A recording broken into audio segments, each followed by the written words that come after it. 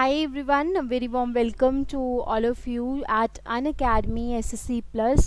आज की static GK booster series जो है हम स्टार्ट करते हैं, जिसमें आज हम बात करने वाले हैं structure of our atmosphere.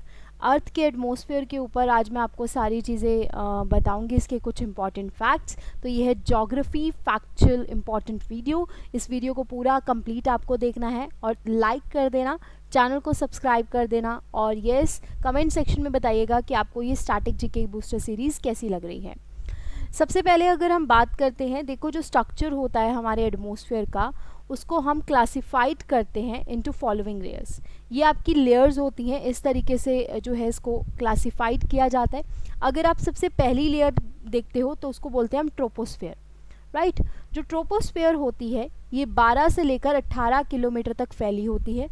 Then हमारी जो सेकेंड लेयर आती है उसको हम बोलते हैं स्ट्रेटोस्फेयर। ये जो लेयर होती है ये आपकी 50 किलोमीटर तक फैली होती है।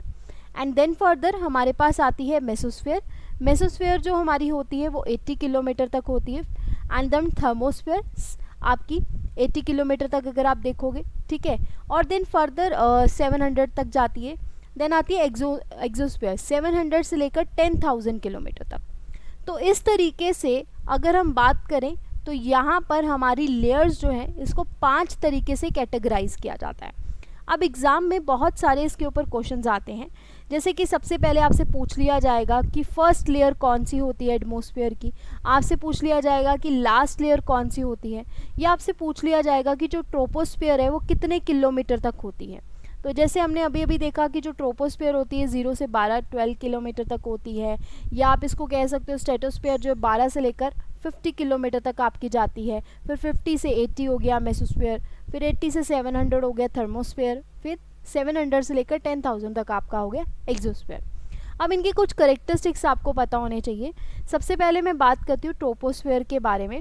जो ट्रोपोस्फेयर होती है ये सबसे क्लोजेस्ट होती है। क्यों? क्योंकि देखो गाइज ये पहली लेयर है, ठीक है। अब यहाँ पर वाटर वेपर्स और क्लाउड्स वगैरह, डस्ट वगैरह यहाँ पर होती है, और जितने भी आपके वेदर फिनोमिनन होते हैं वो सारे के सारे ट्रोपोस्फेयर में होते हैं। तो ये आपसे पूछ लिया जाएगा कि वेदर वगैरह जो है ये कहाँ पर होता है, तो ये आपका ट्रोपोस्फेयर में होता है। और वाटर वेपर क्लाउड्स जो है ये मॉइस्चर वगैरह कंटेंट जो वो भी कहाँ पर होता है, ट्रोपोस्फेयर में होता है। तो ये आपको याद रखना है, वेरी इंपॉर्टेंट पॉइंट।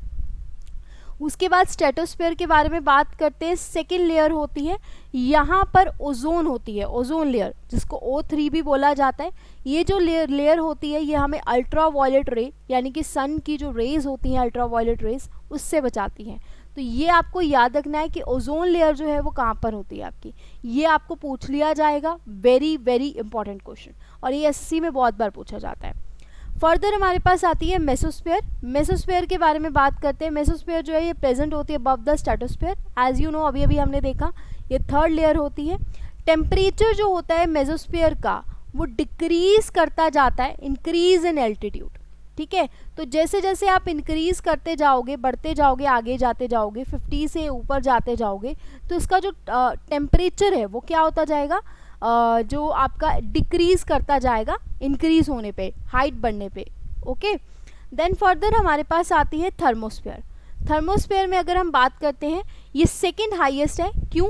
80 से लेकर 700 किलोमीटर तक है। तो सेकंड सबसे ज़्यादा इसका जो एक्सपैंडेबिलिटी है, ये देखो ये सेकंड हाईएस्ट है, और लास्ट वाली एक्सोस्फेयर है वो सबसे ज़्यादा हाईएस्ट है। अब थर्मोस्फेयर की एक और पार्ट होती है जिसको आयनोस्फेयर बोला जाता है।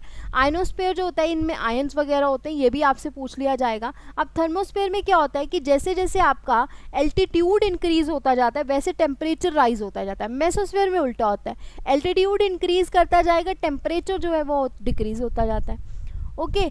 देन उसके बाद हमारे पास आती है एक्सोस्फेयर। एक्सोस्फेयर के बारे में अगर बात करते हैं, यहाँ पर देखो 700 किलोमीटर से लेकर 10,000 किलोमीटर तक चलती है। तो कितना ज़्यादा इसका जो रेंज है, और इसमें मेजरली अगर कंटेंट्स होते हैं जैसे कि helium, hydrogen, nitrogen, oxygen and carbon dioxide. Very very important, ये आपको याद रखने हैं। तो ये 5 लेयर्स आपको पता होनी चाहिए। इनके बारे में थोड़ी सी डिटेल भी अगर आप जानते हो, आपके सारे ज्योग्राफी के स्ट्रक्चर ऑफ एटमॉस्फेयर के ऊपर क्वेश्चंस लगभग सॉल्व हो जाते हैं।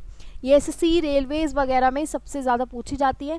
तो मैंने आपका बहुत ही कम से कम टाइम में इस वीडियो को कंप्लीट किया। बहुत ही शॉर्ट एंड क्लिप सीरीज है जिसमें टू द पॉइंट हम बात करते हैं। आई होप आपको ये सीरीज़ पसंद आए। बाकी की वीडियोज़ भी देखना नहीं भूलेगा। Thank you very much, have a great day.